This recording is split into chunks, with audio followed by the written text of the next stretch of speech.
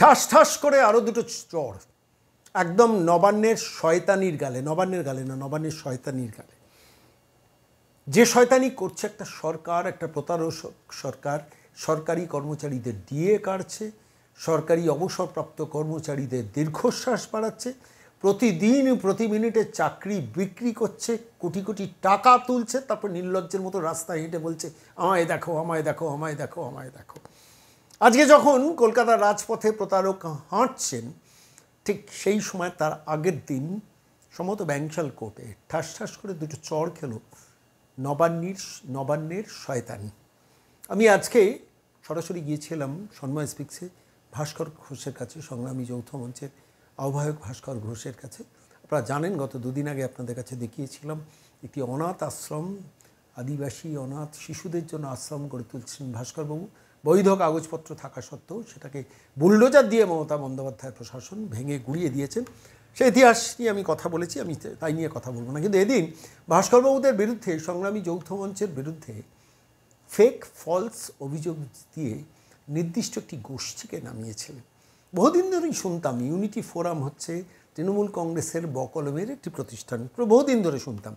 আমি সে নিয়ে কোনো প্রতিবেদন পেশ করি যেন কোন সংগঠনকে মমতা বন্দ্যোপাধ্যায় নিজের কাজে লাগাচ্ছেন, কিভাবে কাজে লাগাচ্ছেন সেটা নিয়ে কথা বলার, সময় ব্যয় করার ধৈর্য আমাদের নেই। কিন্তু যখন একটা ডিএ নিয়ে আন্দোলন করা 1000 দিন রোদ, শীত, গ্রীষ্ম, বর্ষা, রাত সমস্ত কিছু উপেক্ষা করে ওই মানুষগুলো, অনিরুদ্ধবাবুদের মতো প্রবীণ মানুষগুলোরও দিনের পর দিন যখন শহীদ মিনার ময়দানে বসে থেকেছেন, দাঁতে দাঁত চেপে একটা প্রতারক সরকারের বিরুদ্ধে ডিএ আদায় করার লড়াই লড়ছেন, তখন তাদের বিভিন্নভাবে টেস দিয়ে মামলা মোকদ্দমা করে জেরবার করার যে নোংরামিটা একটা প্রতারক সরকার নবান্নের 14 তলা থেকে বসছে করছে, কোটি কোটি টাকা খরচা করছেন আইনজীবীদের এইসব ফলস ফেক কেস সাজানোর জন্য পুলিশকে ব্যবহার করছে। শেষ পর্যন্ত সেটা গালে থাবড়া খেলো সেই শয়তানিটা। আমি আজকের এই প্রতিবেদনে ভাস্করবাবুর সঙ্গে সরাসরি খবরটা পেয়ে টেলিফোনে ধরেছিলাম যে বাংলার তথাকথিত সোকল্ড মিডিয়া কেন সম্প্রচার করে না জানি না, কিন্তু একটা সরকার যখন প্রতারক হয়, একটা সরকার যখন অধিকার কাড়ে, একটা সরকার যখন আইনজীবীদের পেছনে শেখ শাহজাহানদের বাঁচানোর জন্য কোটি কোটি টাকা খরচা করে, সরকার যখন বছরের পর বছর মানুষের অধিকার ডিএ কাড়ার জন্য একটা সরকার, প্রতারক সরকার জন্য কোটি কোটি টাকা খরচা করে, সেই সরকারকে তাড়ানোটা হচ্ছে the need of the hour. এই মুহূর্তে দাঁড়িয়ে সেই মর্মান্তিক ঘটনাটা যেভাবে ভুয়ো মামলা করে সংগ্রামী যৌথ মঞ্চের পথ রোধ করার চেষ্টা করেছেন কিছু মানুষ, যাদের মমতা বন্দ্যোপাধ্যায় প্র্যাকটিক্যালি কবজায় নিয়ে নিয়েছেন। যে কোনো আন্দোলন, যে কোনো সংগ্রাম ভাঙার জন্য মমতা বন্দ্যোপাধ্যায়ের এটাই হচ্ছে স্ট্র্যাটেজি। তার জন্য কিছু পুলিশ প্রশাসনকেও কাজে লাগান, আইনজীবীদের কাজে লাগান, এক্ষেত্রেও তার ব্যতিক্রম হয়নি। আমি সরাসরি আজকে সংগ্রামী যৌথ মঞ্চের আহ্বায়ক ভাস্কর ঘোষকে টেলিফোনে ধরেছিলাম। তার মুখ থেকে শুনুন যে একটা প্রতারক সরকার কিভাবে একটা আন্দোলন ভাঙার জন্য সার্বিকভাবে কত পদ্ধতিতে চেষ্টা করে। যে মানুষ ডিএর অধিকার কাড়ে, যে সরকার ডিএর মানুষের ডিএর অধিকার কাড়ে, যে সরকার বয়স্ক মানুষদের দীর্ঘশ্বাস বাড়ায়, সেই সরকার যারা আন্দোলন করছেন তাদের পিঠের সিদ্ধাটাকে নুইয়ে দেওয়ার জন্য কি প্রাণান্তকর চেষ্টা করেন। মিনার্ভা থিয়েটারে 9 নম্বর ঘরে যে বৈঠকটা হয়েছিল, সে বৈঠকের কাহিনীটা শুনুন এবং তারপর সেটা শেষ পর্যন্ত কীভাবে গালে শয়তানির গালে ঠাস ঠাস করে থাপ্পড় খেলো নবান্ন, সেই কাহিনীটা শুনুন ভাস্করবাবুর মুখে। নমস্কার ভাস্করবাবু, সন্ময় বলছি। হ্যাঁ দাদা, নমস্কার। বলছি, নবান্নের 14 তলার মালকিনের আরেকটা প্লট ভেস্তে গেল শেষ পর্যন্ত, যা রিপোর্ট পেলাম, একটু বলবেন আমাদের দর্শকদের জন্য? হ্যাঁ, সেটা হচ্ছে আমাদের যখন মানে এই মহার্ঘ ভাতা নিয়ে এবং শূন্যপদ পূরণ, অস্থায়ী কর্মচারীদের স্থায়ীকরণ নিয়ে আমাদের শহীদ মিনারে যখন অবস্থান আন্দোলন চলছিল, তারপরে যখন আমাদের ওখানে হুমকি দেখাতে এলেন মাননীয় অভিষেক বন্দ্যোপাধ্যায়, শহীদ মিনারে সভা করে যে আমাদেরকে ধমকে চমকে মারধর করে তুলে দেবেন, তখন আমরা কোর্ট থেকে ইনজাংশন নিয়ে এসে ওর হাত পা মুখ বন্ধ করে দিয়েছিলাম। এবং ওনারটা ছিল 29 তারিখে মার্চের, আর আমাদের 30 তারিখে আমরা জমায়েত করেছিলাম আলাদা বড় করে।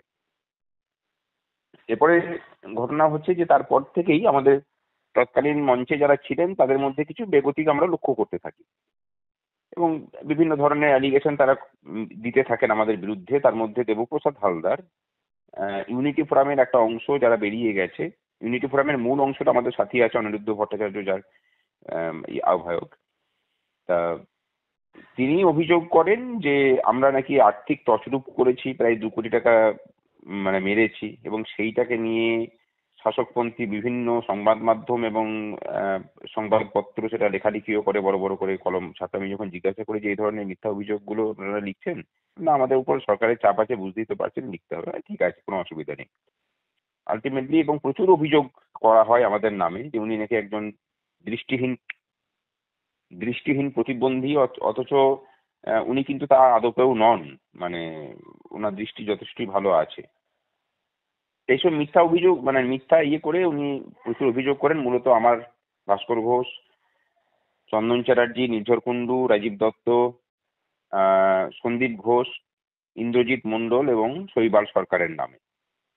তা আলটিমেটলি এতদিন এই হিসেব কিতাব নিয়ে আমাদের কাছে প্রত্যেকটা হিসেব ছিল, এবং আমাদের অডিটরকে বহুবার পুলিশ জিজ্ঞাসাবাদ করেছে, কোনো কিছু পাইনি। এই আজকে এসে জানতে পারলাম যে যে অভিযোগগুলো ছিল, প্রায় 10-12টা অভিযোগ ছিল, সেই সমস্ত কিছুগুলোই তদন্ত করে কোনো কিছু পাইনি বলে পুলিশ তার চার্জশিটে সমস্ত কিছু ড্রপ করেছে। শুধুমাত্র একটা অভিযোগ রেখেছে যে আমরা নাকি ওনাকে হুমকি দিয়েছি, অথচ এই হুমকি দেওয়ার কোনো ঘটনাও ঘটেনি। উনি বরঞ্চ মিটিং এর মধ্যে আমাদেরকে হুমকি দিয়ে তারপরে বেরিয়ে গিয়ে করেছে। আমরা যখন খবর নিয়ে যখন সব জানতে পারি, তখন জানতে পারি যে উনি সরকারের সাথে মিটিং করে এইসবগুলো করেছেন, এবং সেখানে ব্রাত্য বসুর সাথে মিটিং করেছিলেন। মিনার্ভা যে থিয়েটার আছে, হল আছে, সেখানে জানেন, তার 9 নম্বর রুমে বসে ওরা মিটিং করেছিল। মিটিং করার পরে এইসব কাণ্ড কারখানাগুলো ঘটিয়েছিল। তা সে তার কর্ম করেছিল। আমরা অপেক্ষা করেছিলাম যে সময়ের হাতে অনেকে অনেক কথা জিজ্ঞাসা করেছিল, আমাদের অনেকে কর্মচারীদের একটা অংশের মধ্যেও মানে বিভ্রান্ত করতে সমর্থ হয়েছিল।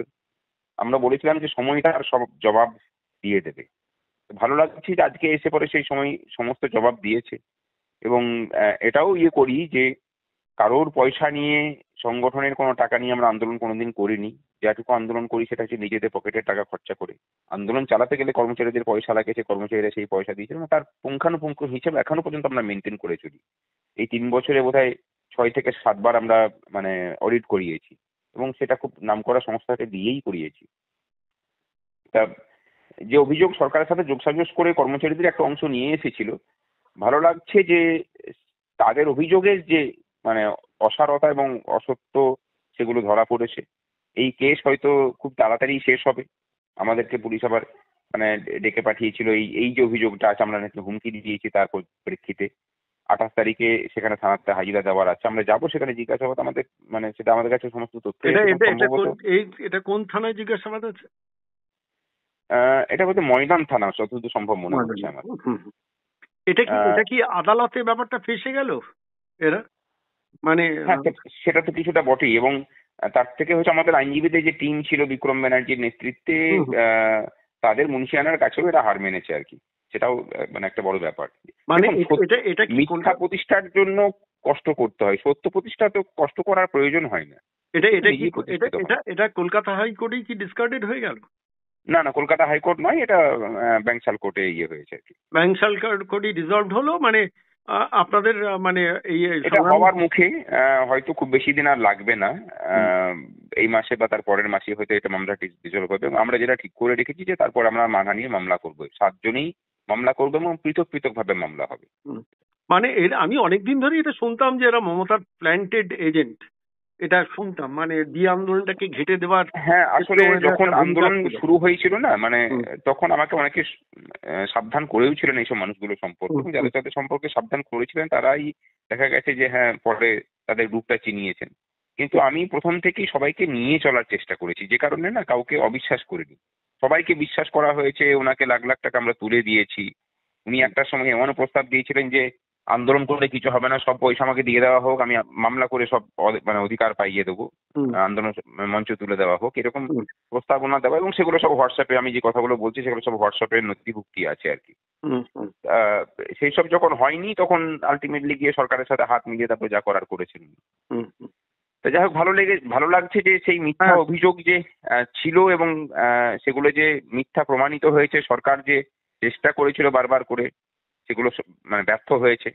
আগামী সামনে আবার মানে এই যে ঘটনা খুব রিসেন্টলি ঘটিয়েছে গত 31 তারিখে, আগামী 6 তারিখ আমরা প্রতিবাদে নামছি তার বিরুদ্ধে, হুম, এবং তার সাথে আইনি লড়াইও মানে প্রস্তুতি চলছে সমস্ত দিক থেকে। 31 তারিখ বলতে? এই 31শে মানে অগাস্ট আমাদের এখানে দুর্গাপুরের যে উপরে বুলডোজার চালানোর যে ঘটনা আচ্ছা আচ্ছা, ঘটেছে আর কি। সেটা নিয়ে আপনারা আইনি প্রতিবাদে যাচ্ছেন? আইনি প্রতিবাদের যাওয়ারও প্রস্তুতি চলছে, আর তার সাথে রাস্তায় নামার প্রস্তুতি আছে? রাস্তায় নামার প্রস্তুতি চলছে। 6 তারিখে রাস্তায় নামছি আমরা। ঠিক ঠিক ঠিক। অনেক ধন্যবাদ ভাস্কর বাবু, অনেক ধন্যবাদ। ধন্যবাদ দাদা।